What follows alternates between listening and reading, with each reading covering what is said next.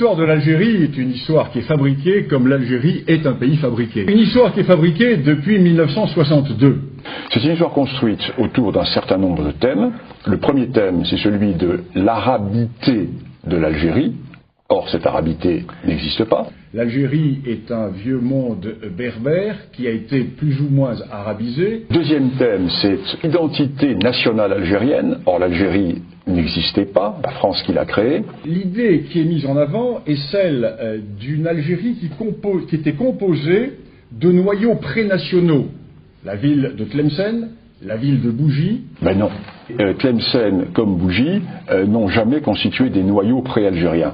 Pourquoi Bougie et Tlemcen n'ont-elles pas créé l'Algérie quand Fès et Marrakech créaient l'Empire marocain? Voilà. À l'ouest et à l'est, il y avait deux entités politiques qui étaient fortes. Et Bougie à l'est et Tlemcen à l'ouest ne vont avoir d'autonomie que quand Tunis ou le Maroc seront faibles. Tlemcen vit et survit en fonction de la politique marocaine qui, elle, s'exerce dans le cadre d'un État. C'est-à-dire que le Maroc a créé un empire, et le Maroc, à partir de Fès et de Marrakech, va créer tous les empires almoravides, l'empire almohade, les mérinides, etc.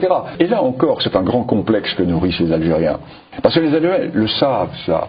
Ils savent qu'ils n'ont jamais constitué d'État. Ils regardent, avec l'air un peu jaloux, le voisin marocain. Autre point que je vais aborder, celui des grandes révoltes d'Abdelkader et de Mokrani, vues dans l'historiographie officielle comme des révoltes pré-nationales, alors que l'une est une révolte arabe et l'autre est une révolte berbère, qui se sont exclues l'une et l'autre. Abdelkader n'était pas un pré-algérien.